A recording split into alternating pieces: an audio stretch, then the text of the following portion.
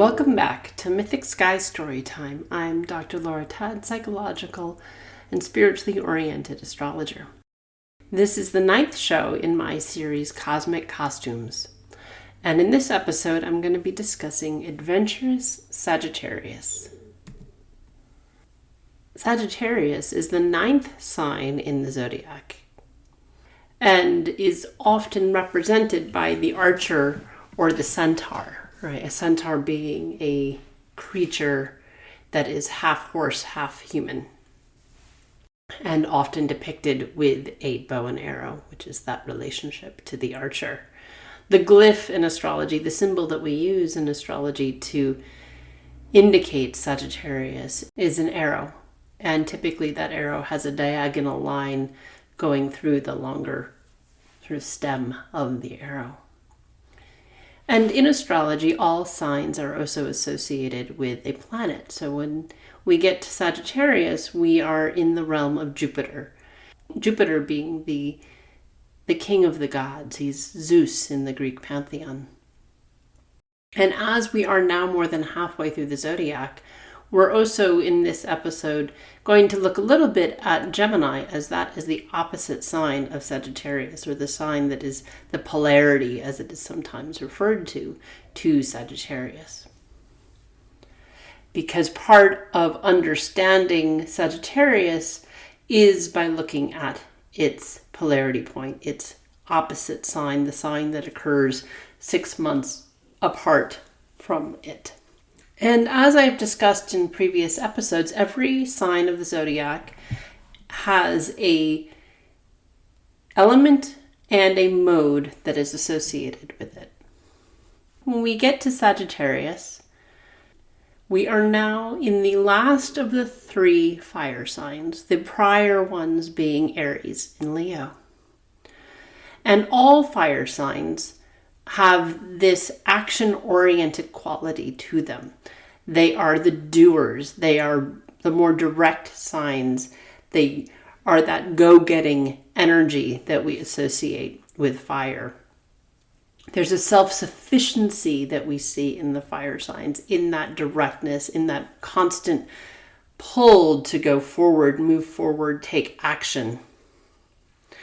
And within that, though, there can be a combative quality to them, that going forward and not really sort of paying attention to or as concerned with what or who is in its path or is an obstacle to moving forward, just continuing to move forward regardless of obstacle, which to some extent can be an assertive quality and a beneficial quality, and sometimes can come off as avoidant or ignoring that which is in its path that perhaps is something to learn from.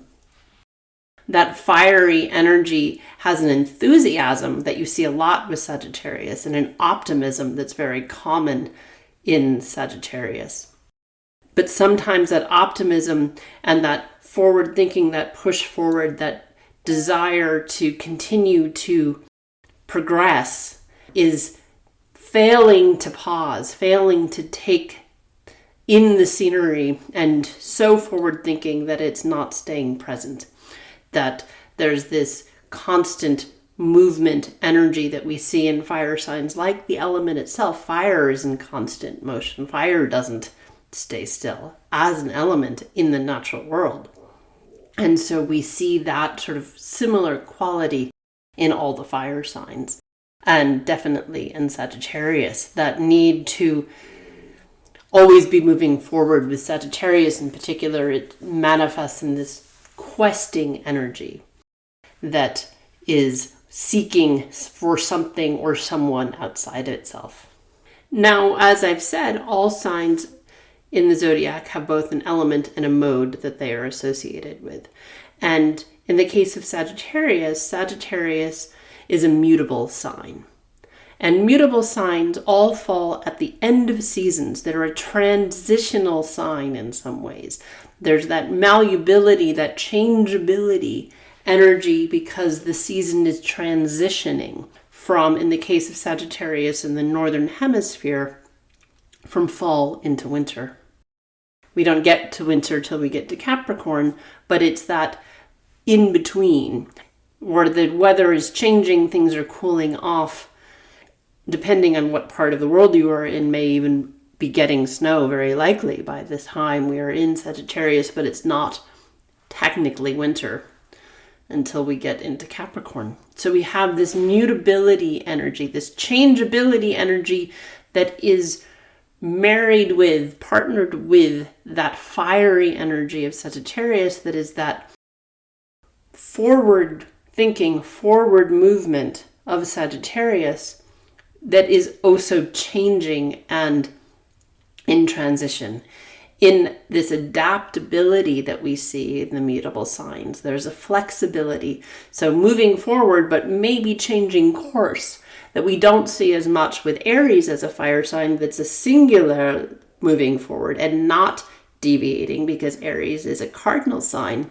But fire in the mutable realm, we get a drive to go forward, but also change course if and when needed, or called in a different direction. With mutable signs and mixing that with the fire, so in the realm of Sagittarius, we get this energy of sometimes a lack of focus, because that drive is not singular like we get in Aries, and rather it's a drive that is temporary, or it's a drive that changes course, changes direction, changes focus, and is still driven, but maybe not to the finish line, because it's in this changeable energy. One of the things we see particularly in Sagittarius is there's an unrealistic energy that shows up often in the mutable signs, that Sagittarius can be so optimistic it's not realistic. Anything is possible for Sag, and yet that may not actually be true. Not everything is possible. Some things have limitations, some things are not achievable. And yet Sagittarius has a very difficult time conceptualizing the idea that there's anything that involves limitation. We see that in relation to the fact that it's associated with Jupiter, who is the king of the gods. That idea of limitation is a very foreign concept to Sagittarius. So I think, transitioning from that idea of this so optimistic it's not realistic, it's a good time to shift gears a little bit and look at Jupiter itself, because that's very much part of the archetypal understanding of Jupiter as a planet. So in astrology, we see Jupiter take about a 12-year cycle around the zodiac. So we get a Jupiter return. Jupiter returns to where it was when we were born every dozen years, thereabouts. And Jupiter, being the king of the gods, it's the largest planet in our solar system, is this idea of expansion that is very different than Saturn, that we will talk about when we get into Capricorn, who is his father, that is about constriction. Jupiter is about expansion. Sagittarius is about expansion. As I've talked about in other episodes, we have days of the week that are associated with planets. And so with Jupiter, we get to Thursday, Thor's Day, Thor being the Nordic equivalent of Jupiter or Zeus, Thor coming from the Nordic pantheon. And so there is this expansive energy. Thor as well was this expansive, powerful god. We see that as part of this energy in Sagittarius that is pervasive and not necessarily controlling. That is much more Saturn's realm. But this king-like energy, this wanting to be seen energy, we see to some extent with Sagittarius. It is a fire sign like Leo, which has more of that egoic king energy, but we do get some flavoring of that in Sagittarius, as it is also a fire sign. And archetypally, we associate Jupiter with the teacher, with the sage, with the philosopher, the nomad. That's part of that Sagittarian energy, that seeking energy. And there is a philosophical quality to Sag. Part of that seeking is not just physical in terms of travel and adventure and exploring the world from a physical perspective, but that exploring of ideas, exploring with the mind, is also part of what we see in Sagittarius. And some of that shows up in relation to philosophy, or the priest or priestess, the sage and the teacher, that philosopher, that exploration can be related to intellectually spiritual ideas. It's not the practice of spirituality or the relationship with God, goddess, universe, spirit that we will see in the realm of Pisces, but it's the intellectual understanding of spiritual principles that we see in Sagittarius and in relation to Jupiter. So now as we merge these ideas together, the fire energy, the mutability, the Jupiterian energy, we get into the key words of Sagittarius.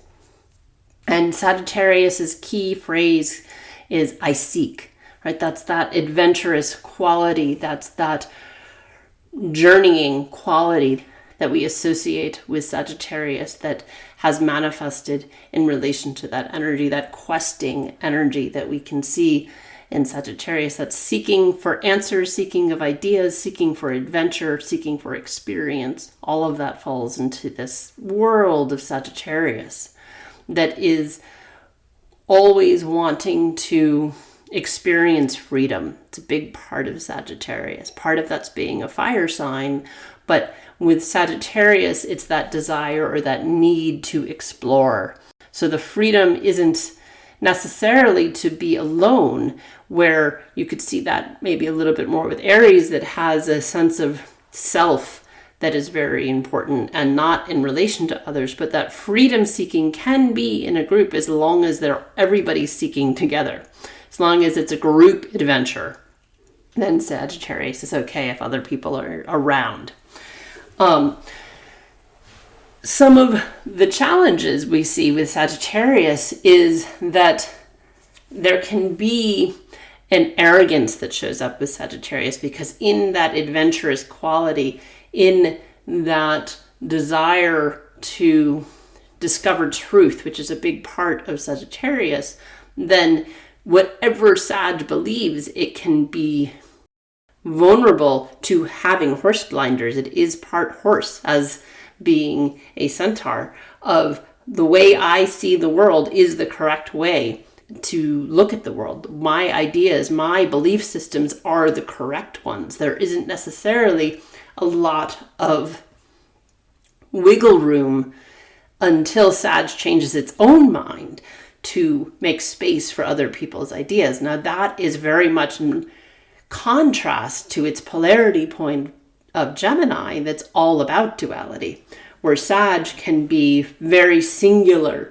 in its belief system, very singular in its ideas. It's willing and wanting to take in as much information as possible. Sagittarius in many ways governs higher education. So there's not a I know the answer and I don't want to learn more energy, but rather this is what I know now, and until you convince me otherwise, I'm not changing my mind. But there is that constant desire to seek higher education, higher learning, take in more information, and a love of learning that we see with Sagittarius. But it can sometimes result in, well, then I've done the work and I know what I'm talking about, and not necessarily be willing to listen to contradictory perspectives. There's an enthusiasm, though, that Sagittarius has, that seeking, that exploring, that adventurous quality, and being a fire sign, similar to how we see with Leo, not wanting to take things very seriously, wanting life to be an adventure, not wanting to be bogged down by responsibility, by timelines, by anything, sort of like going out and adventuring and having fun. And there's a love of freedom and adventure and a love of travel, particularly international travel, but a total disinterest in there being an itinerary, wanting it to be adventurous. And if If it's overscheduled or too scheduled, then it no longer feels adventurous. And it feels like work, which is not a Sag's happy place. Sagittarius, in its desire to take in as much information as possible and constantly learn, can have a very outspoken quality, because that energy tends to be very learned, very educated. Wanting to speak truth to power is a strong part of Sagittarius. Sometimes that can come off as preachy, though. So it's walking that tightrope, threading that needle of taking in information and speaking with knowledge, but being open to what other people have to say, or being receptive to how what you're saying is being received is probably even a bigger challenge in some ways, is that you may be accurate in what you're saying. Sagittarius, or wherever you have Sagittarius, you may be speaking truth, but it may not land for everyone. And so having to find your way in so that what you are saying is received in a positive way.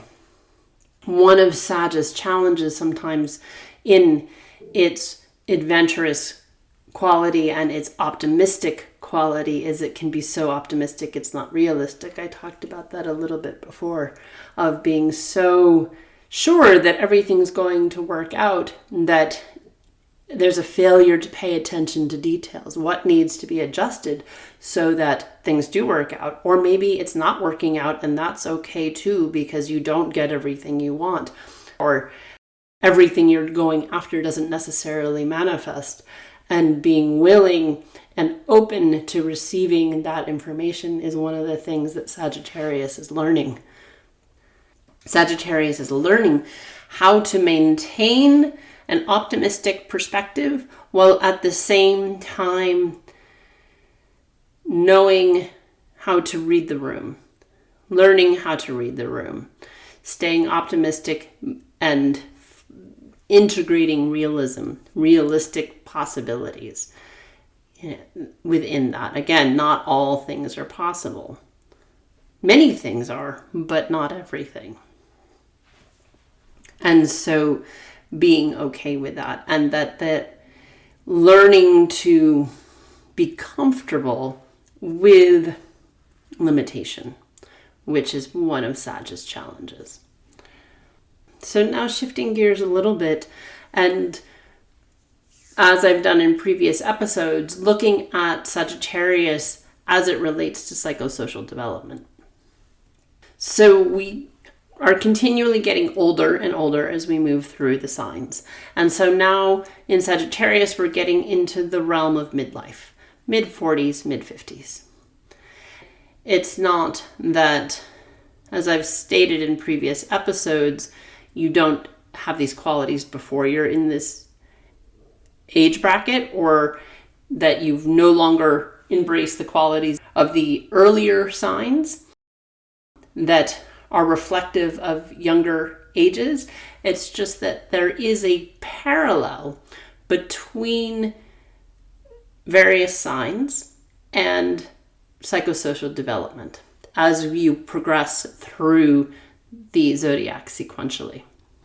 And so in the realm of Sagittarius, as there is this energy of optimism, we see during these ages of the midlife that we can be more willing to take risks with our career, with our choices in life.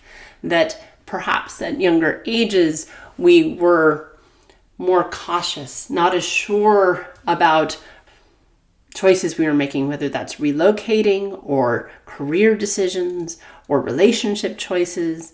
That as we age, we become more comfortable with taking risks because we are beginning to have a sense of our own mortality and wanting to suck all the marrow out of life, as was said by Thoreau. And so as we get older, we are less hesitant, less cautious, ideally.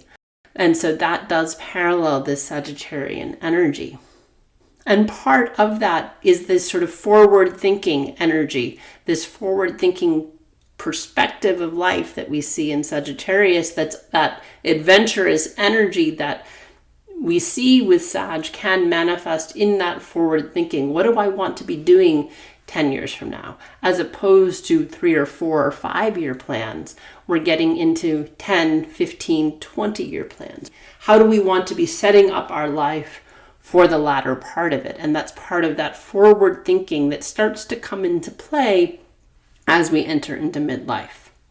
That big picture that we are wanting for ourselves, for our life, what do we want to go after with the time that we have left? Again, it's as we enter midlife, beginning to have that sense of our own mortality. Some of that can be the result of many people are in this stage of psychosocial development when their parents transition. And so even the role that you are taking on or you're preparing to take on is shifting. You becoming the older part of the family, the generation, the older generation that maybe even is more in the Capricornian phase in the next sign. But there is this bigger picture, aging parents, if not transitioning parents. And so what is your big picture? What do you want to do with the rest of your life?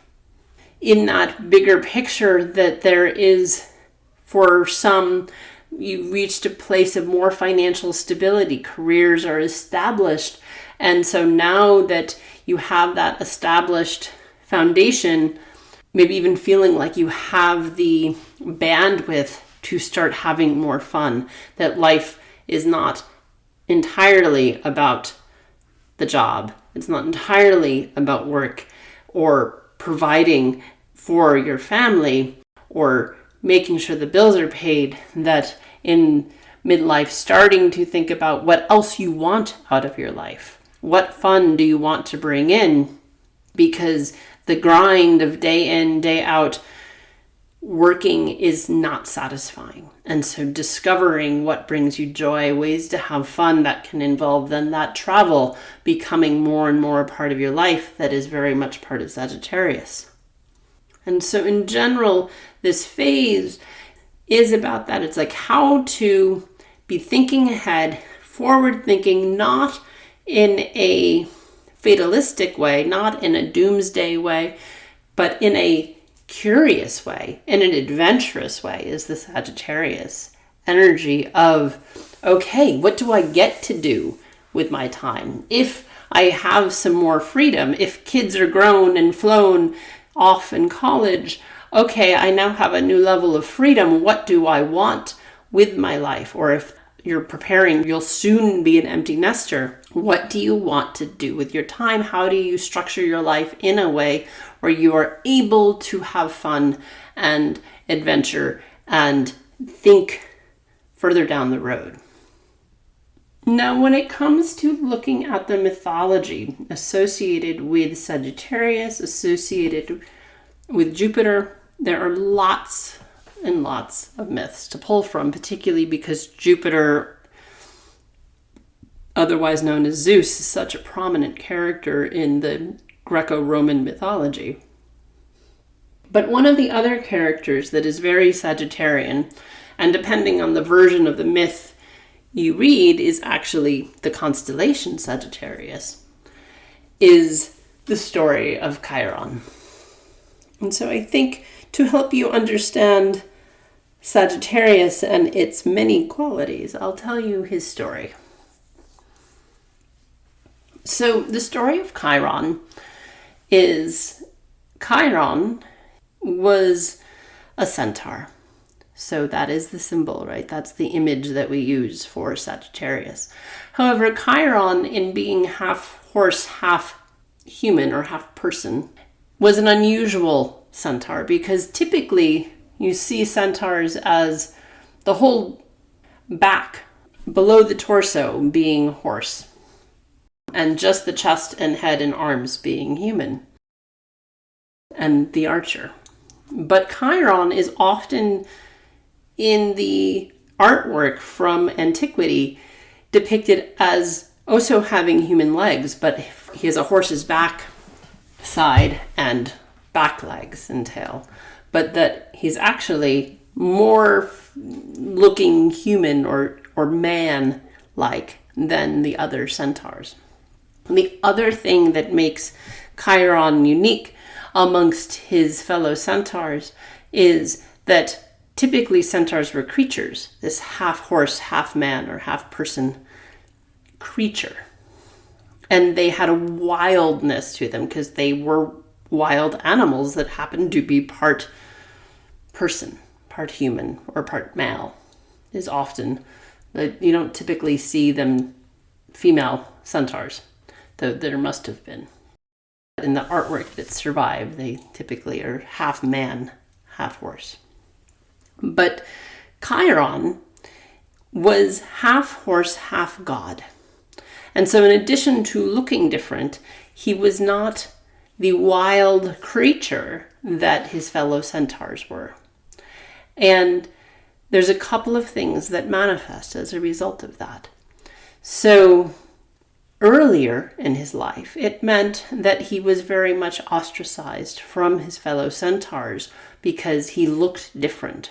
And he would spend a lot of time alone and away from the group and exploring because he was not welcome to be part of the herd of his fellow centaurs because he looked different. So as Chiron grows and is now an adult, his story gets interwoven with that of Hercules. Hercules is also a demigod, half human, and he is being put through a number of trials to prove his worthiness to be on Olympus with his father Zeus. That because he is a demigod, he's not immediately granted permission to be there. So he has various trials, various tests he's required to pass. And one of those tests is to kill the Hydra, who is a creature, a monster, that every time you chop off one head, it's a multi-headed creature, another head grows back. And eventually Hercules has a bow and arrow with an arrow that is dipped in poison that will kill the Hydra and help him complete that task where he has multiple arrows with this poison. And so depending on the version of the myth that you read, while Hercules is fighting the Hydra, he either accidentally or on purpose stabs Chiron with one of his poison arrows meant to kill the Hydra. Now, had Chiron been a typical centaur, he would have been a mortal creature, and this poisoned arrow would have killed him. However, because Chiron was a demigod, he had immortality and therefore couldn't die. However, because he was not fully God, he also couldn't heal. And so he lived in excruciating pain from a mortal wound he could not die from. And here again we get into more of his Sagittarian story. So in attempts to heal himself, Chiron travels all over what the Greeks knew to be the world, learning every modality of healing he could get his hands on in attempts to cure himself from this fatal wound he could not die from.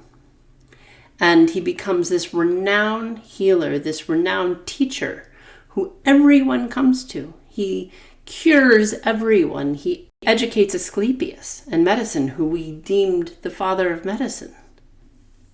And yet he is still unable to cure himself. And so he has this explorative side, that is that Sagittarian exploring, learning, and also teaching, educating others. That is part of his story. And that optimism that we see in Sagittarius of his continued seeking for knowledge, that continued seeking for a cure, that has that optimism that we see associated with Sagittarius. Now, eventually, he finds the pain that he has been in, it's simply too much to bear. And he goes to Zeus and begs Zeus to put him out of his pain, to put him out of his suffering.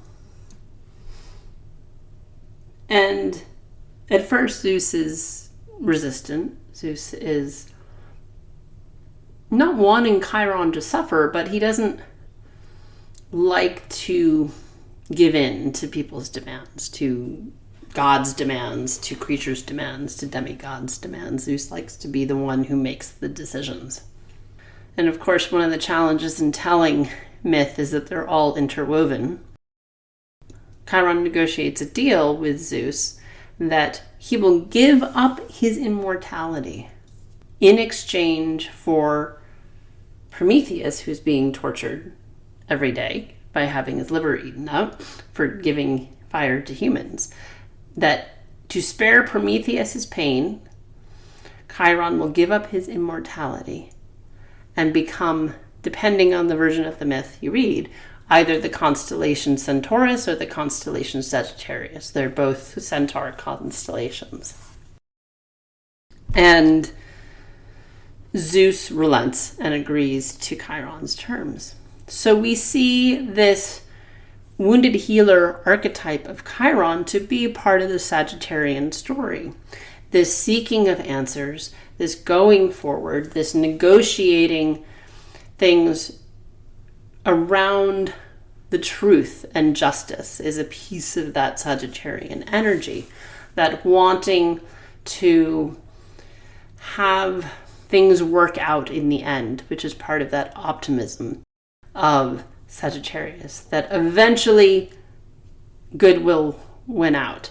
Eventually things will be okay. He'll be out of pain. Prometheus will stop being tortured. And there is a sacrifice quality to that, but for the greater good. And so Sagittarius can sometimes have some of that sacrificial energy, but it's for the greater good. It's cause specific. It's not a martyr energy, but it is this willingness to yield for the greater good. And so that's part of that intertwining of this centaur, of this Sagittarian energy that is about adventure, about exploration, about knowledge, teaching, adventure, and that idea of truth, that idea that there is a correct way of being or doing or seeing things in the world is part of that Sagittarian energy. And that willingness to help others as long as there is reciprocity, right? So he wasn't just willing to give up his immortality, that there was a reciprocity. There was that's part, I think, of that Sagittarian energy, maybe part of the duality that we see in the centaur of there being two sides. And also that polarity to Gemini, that's the twins, where it's another version of two sides, where we see with Sagittarius in travel and adventure, it's long distance travel, it's international travel, it's big distance, big picture. And Gemini is the data gatherer, but not looking at the forest, it's looking at the tree.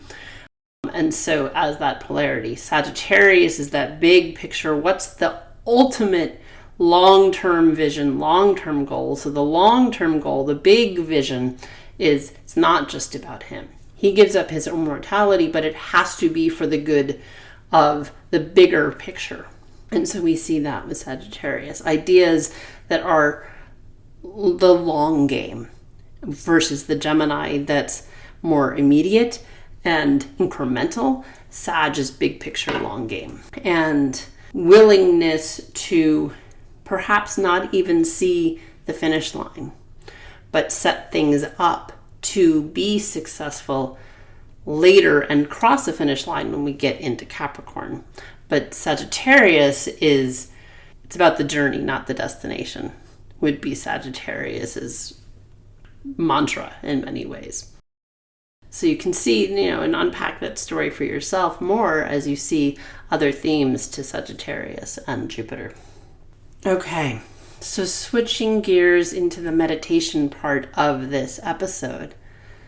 You're going to want to make sure that you find somewhere comfortable to sit for about 20-25 minutes. Because you don't want, whether that's in a chair or on the floor, if you're on the floor, you may want to sit by a wall so you have back support. You don't want to have any sort of physical discomfort of sitting for an extended period of time take you out of the meditation. And as we've done in previous episodes, we'll start with some belly breathing. I'll count you through with belly breaths, and we'll go up and down the chakra system before we go into a guided meditation to help you understand this sign more. And for those of you that have not listened to previous episodes, with belly breathing, you want to inhale through the nose and exhale through the mouth. And when you inhale, you really want to fill your lungs, fill your body with as much oxygen as you can as I'm doing the counting. You'll then hold at the top of your inhale for a pause and then exhale completely. Sometimes it's helpful as you inhale to think of your belly as a balloon that you are filling. Really fill your lungs, fill your whole body with oxygen. And we'll do that cycle slowly 4 times before we move into engaging with the chakra system. And if you need to, feel free to pause the episode until you are settled. With your eyes closed, I'm going to begin by taking 4 belly breaths. So inhaling through your nose, 1, 2, 3, 4, and hold. Exhale completely, 1, 2, 3, 4, and pause. And inhale again slowly, 1, 2, 3, 4, and pause. Exhale completely, 1, 2, 3, 4, and pause. Inhale again, 1, 2, 3, 4, pause. Exhale completely, 1, 2, 3, 4, and pause. Last time, inhale, 1, 2, 3, 4, pause. Exhale completely, 1, 2, 3, pause. Now bringing your breath back to a natural rhythm for you, but still breathing deeply and continuing to keep your eyes closed. We're going to connect with the chakra system, the energy centers that run up and down the body.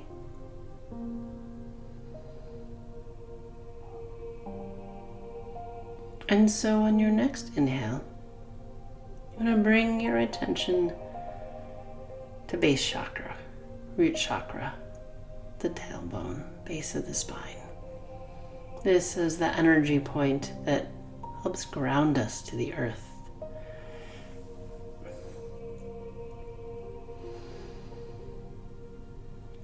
Helps connect us to Pachamama, Mother Earth. Keeps us present in our bodies.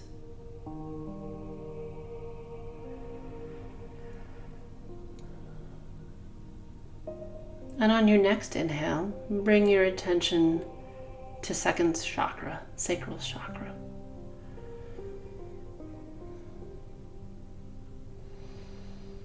This is a center that is connected with power and change.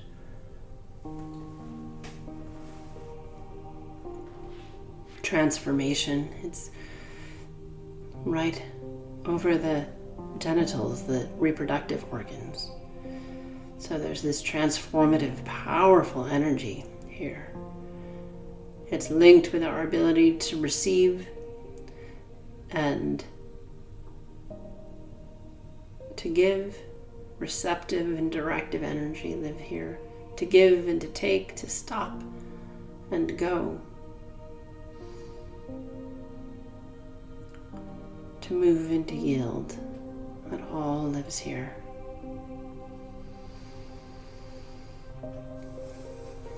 Action and non-action.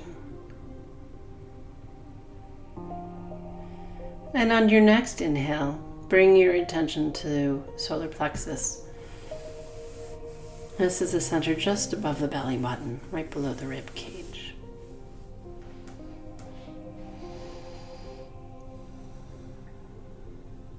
It's a center of emotional power.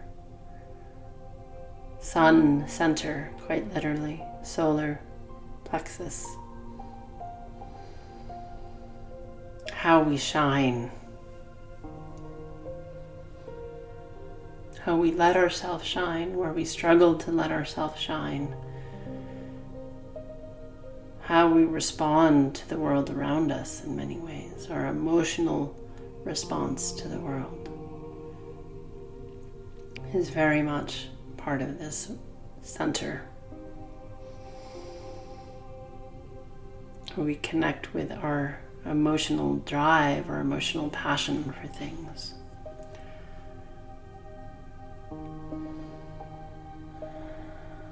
And on your next inhale, bring your attention to heart chakra, right at the heart, center of the chest.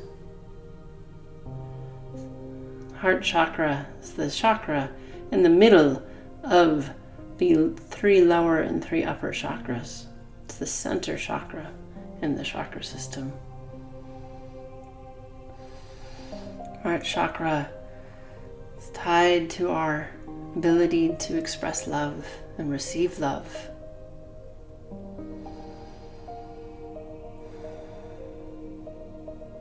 Compassion and empathy live here, heart center, quite literally.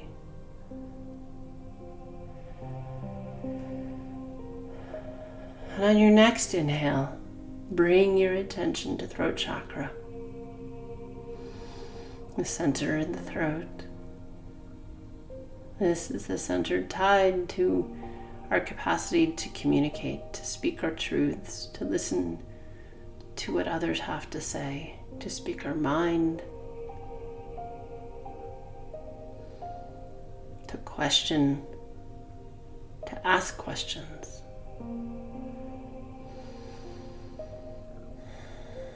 To give voice to ourselves, to give voice to the voiceless.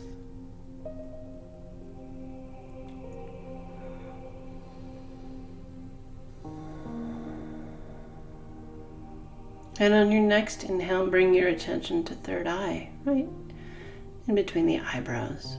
This is the center of vision, of clarity, of wisdom, of unbiased perception.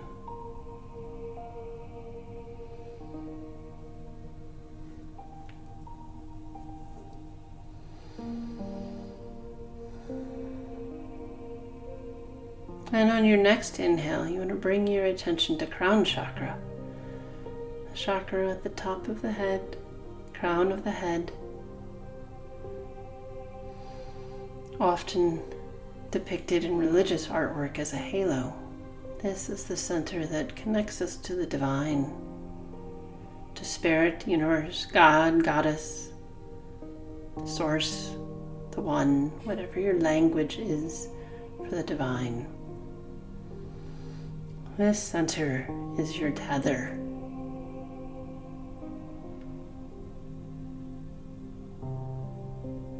To this oneness, to this divinity of which we all come from.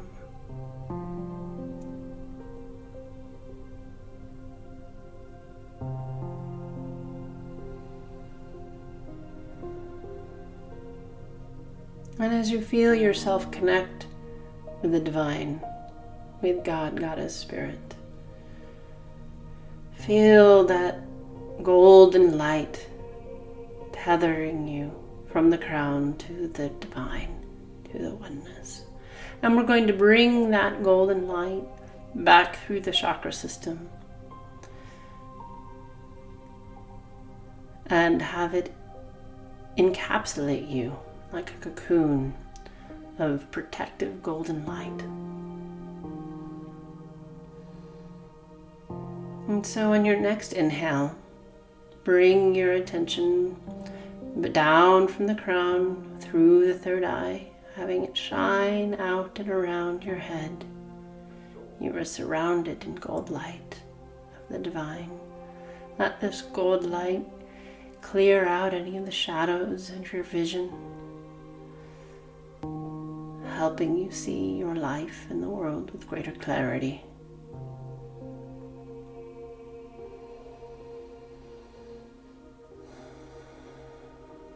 And on your next inhale, bring that gold light down through the throat chakra, letting it be a salve to those parts of your voice that have been strained or constricted, held back for fear of how what you have to say will be received.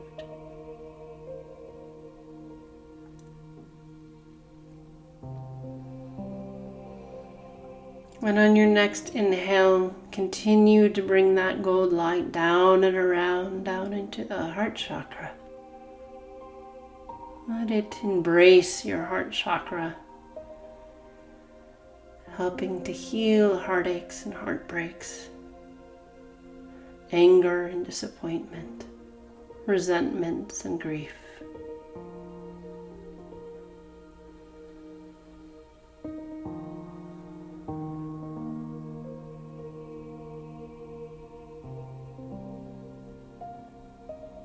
And on your next inhale, bring your attention down and around into the solar plexus, helping to heal challenges you've had around stepping into your light, that sun center, helping to heal issues around personal power. Whether you've shrunk yourself because you don't want to outshine those around you, or you have shone so brightly that you are not giving space for others to shine as well. Let this golden light bring into proper proportion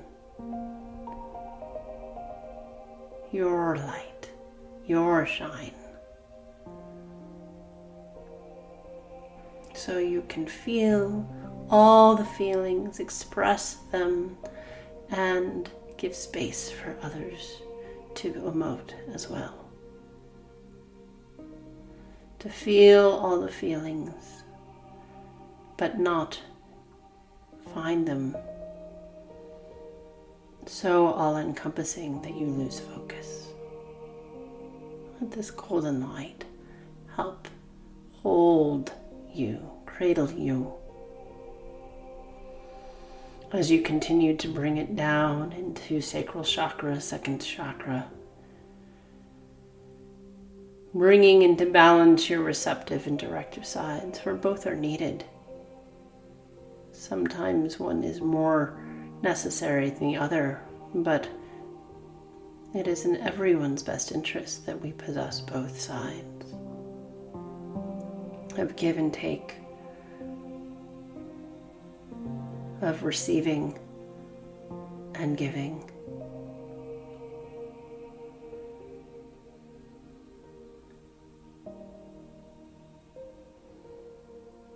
Bringing that into harmony.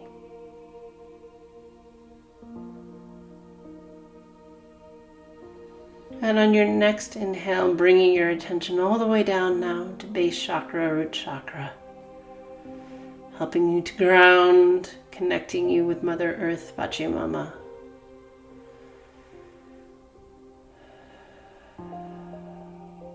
Let this golden light heal and soften areas where perhaps you can be too rigid, too stubborn.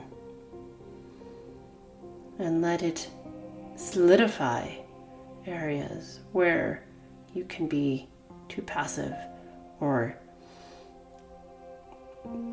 overly cautious. Let it help ground you. For now you are connecting earth and sky, the divine and the earth. And you are encompassed, you are held in a cocoon of golden healing light as we move in to the guided meditation.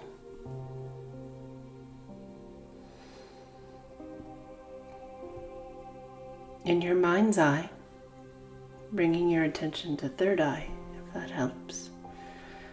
See yourself walking through a field of rolling hills with the sun high in the sky. As you walk, you come upon a beautiful and majestic horse. This horse has appeared to you today so you can journey further than your feet could have taken you. And allow this horse to appear to you in any way you like. Perhaps they are solid black or chestnut. Maybe they're a spotted Appaloosa. Or something magical and a horse of a different color. Whatever way they show up for you today is perfect.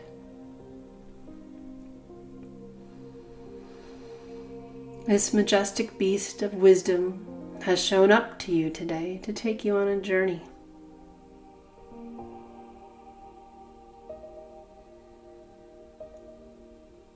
And mounting the horse, you can have the saddle that you sit upon be whatever you'd like it to be, whatever has you comfortable sitting upon the horse. The saddle could be an English saddle or a Western, perhaps you're riding bareback. Whatever has you comfortable sitting upon this beautiful horse. And whether you've ridden a horse before or not is of no matter, for you find you are comfortable sitting on the back of this beautiful, majestic, and adventurous creature. And as you settle in, taking the reins,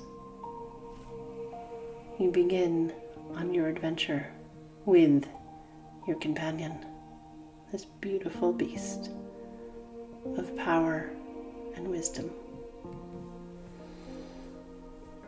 And with the wind blowing in your hair, your horse slowly begins to speed up. As you go from a walk to a trot to a gallop, you are running through the fields on the horseback. The horse is running through the fields as you ride upon it with no fear.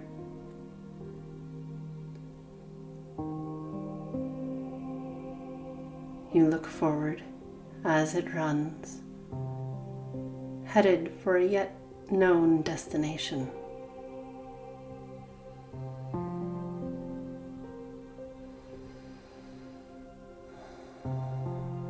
And slowly the ground begins to angle upwards and your horse begins to slow its pace.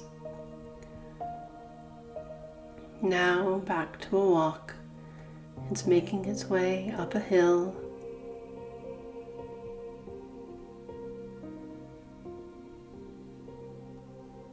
And from the summit of this hill, you can see in all directions. And fill in as many details as you want. What can you see from the top of this hill?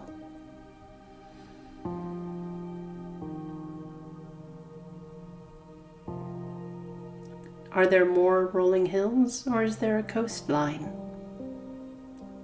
Fill in whatever scene you want to take in.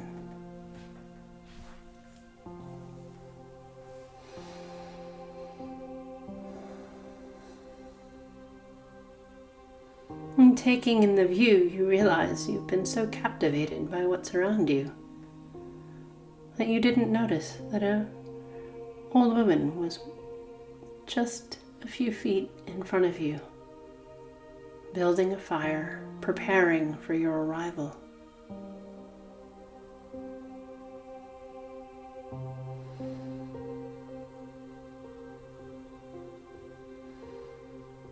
And your horse neighs, shaking its head, and she turns her head and walks toward you. Gently taking the bridle of the horse in her hand, she helps you dismount and silently guides you towards the fire pit, where the fire she has lit is just starting to burn.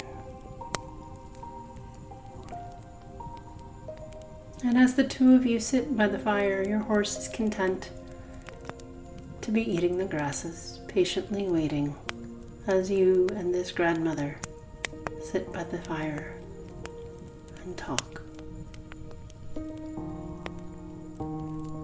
She has met you here today on this hilltop as a teacher, a guide, to help you connect with your inner wisdom and knowing.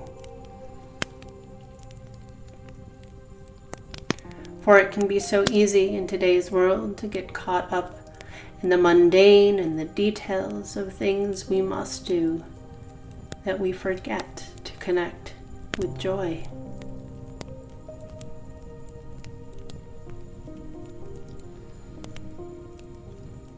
Sitting beside her as the fire crackles, see what she recommends for you to help you connect with the part of you that is curious, that is a seeker, that maybe has forgotten to explore. What does she recommend to help you reconnect with this part of yourself, this curious, seeking part of you?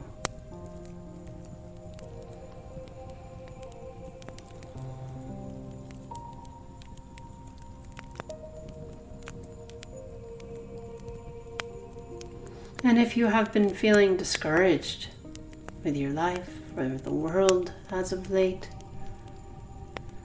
what suggestions does she have to help you connect or reconnect with optimism in the face of all the adversity or challenges that you find yourself navigating? How can you find that optimism again? How can you stay curious?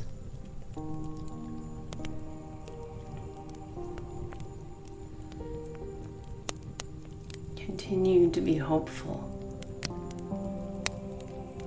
in spite of what might be going on in your life, in our world.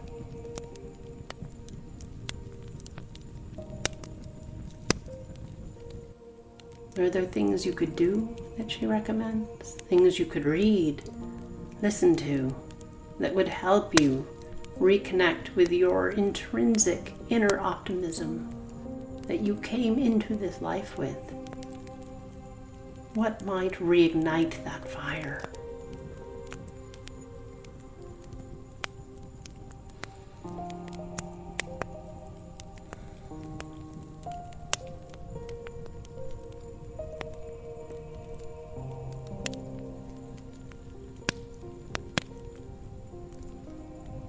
And if you are someone who tends to overlook what's difficult and remain so optimistic that you avoid or fail to look at the challenges in a realistic way, procrastinating out of self-protection. What does she recommend to bring this into greater balance, greater harmony, so that you can be both optimistic and realistic at the same time, so that you are not overwhelmed to the point of shutdown or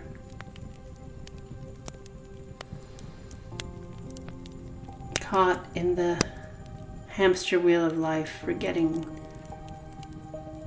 to connect with joy? How can you bring this into greater balance, greater harmony for yourself?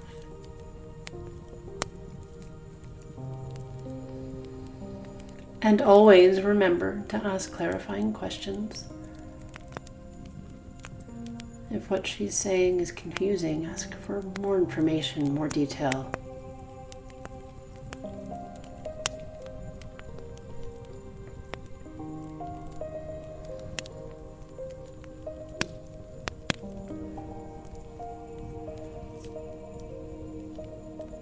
And if you've been feeling restless lately,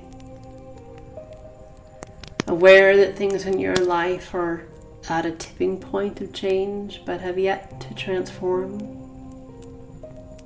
what does she recommend to either facilitate the transitions that you are going through, or to cultivate the patience necessary to wait and trust that everything has its time and place?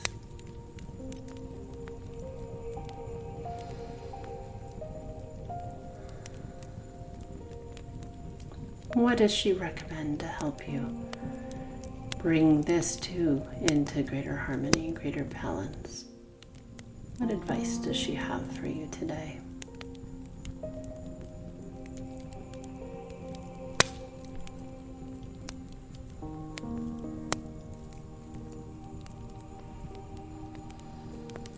And as your conversation comes to its natural conclusion, ask her how you can reconnect when your optimism wanes, or you find yourself so caught up in the future that you are struggling to stay present in the here and now. How can you reconnect with this elder, this wise old lady on the hilltop?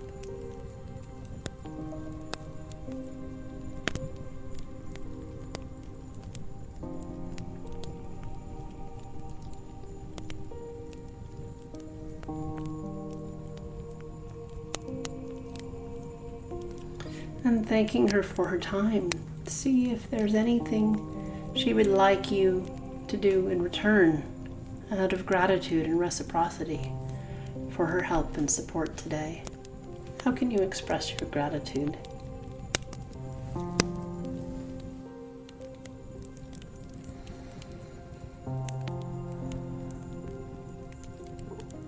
And parting in whatever way feels appropriate. Make your way back to your horse once again, mounting on this majestic creature that is now full of grasses and satiated,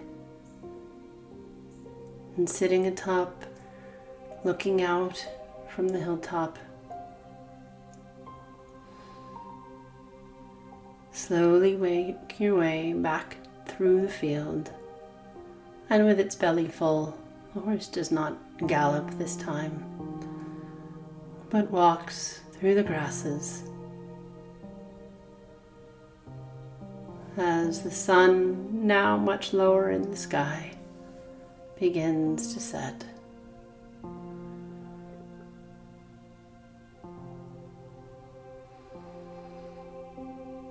And you slowly, as the sky darkens, make your way back through the field.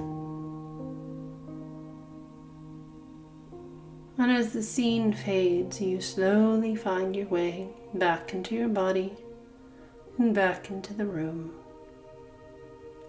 And whenever you're ready, you can open your eyes Slowly move your fingers and toes as you bring yourself back into the present moment.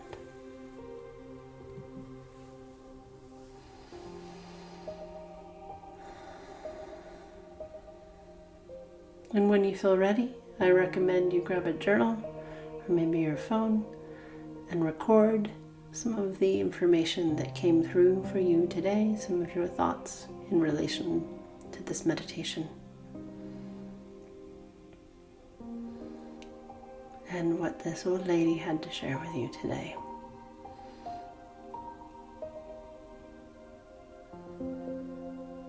Thank you so much for joining me on my 9th show of Cosmic Costumes. Once again, I am Dr. Laura Todd.